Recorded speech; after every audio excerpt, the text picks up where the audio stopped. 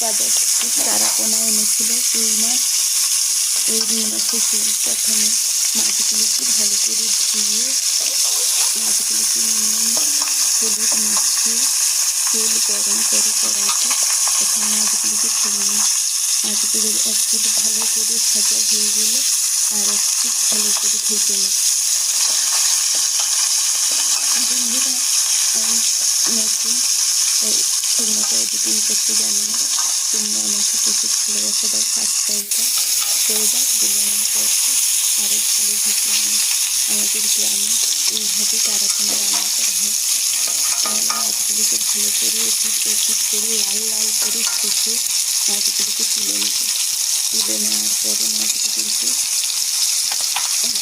প্রথমে কড়াইতে তেল দেবো, সেই সব তেল দিয়ে অল্প তেলে ভালো করে রান্নাটা করি।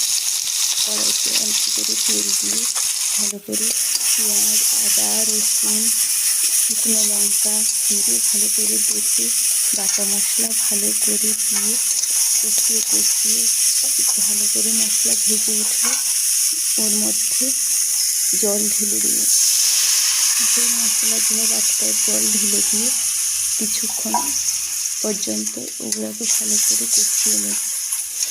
ভালো করে কষিয়ে নেওয়ার পরে ওর মধ্যে আমি বেগুন আলু দিয়ে ঝোল করবো, তাই বেগুন টমেটো আলু সেদ্ধ করতে দিয়েছি। আলু সেদ্ধ হয়ে গেছে, বেগুন টমেটোগুলো এই মশলাতে ফেলে দিলাম। মশলাতে বেগুন টমেটো ভালো করে দিয়ে এর মধ্যে মাছগুলোও দিয়ে দিলাম। মাছ দিয়ে ভালো করে নেড়ে কষিয়ে নিয়ে ঢাকিয়ে দিতে হবে। ওই অবস্থায় এখন জল দেবো না, ভালো করে ঢাকিয়ে দিলে মশলাও কষে যাবে, বেগুনও সেদ্ধ হয়ে যাবে, টমেটো হবে।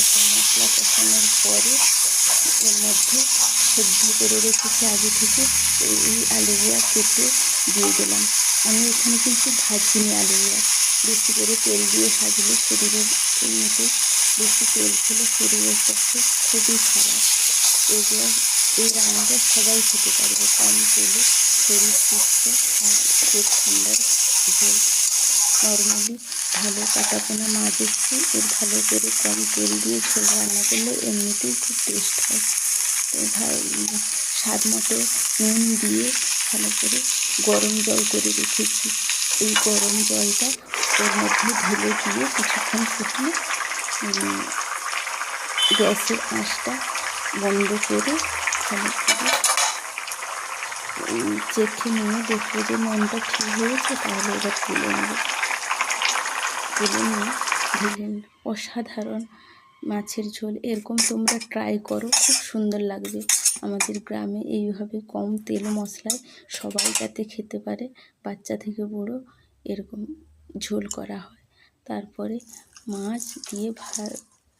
মাছের ঝোল দিয়ে ভাত খেলাম, খুব টেস্ট। বন্ধুরা, তোমরা এরকম করে খেয়ে দেখো, আর তোমরা আমাকে সাবস্ক্রাইব করো প্লিজ। তোমাদের সাপোর্ট না পেলে আমি এগোবো কী করে। লেবু দিয়ে ভালো করে এই ঝোলটা মাখিয়ে খেলে ভালো লাগবে, টেস্ট, হেলদি এবং খুব টেস্টিও। করে দেখো, প্রচুর টেস্ট হয়। থ্যাংক ইউ বন্ধুরা, বাই বাই। প্লিজ সাবস্ক্রাইব করো তোমরা, থ্যাংক ইউ।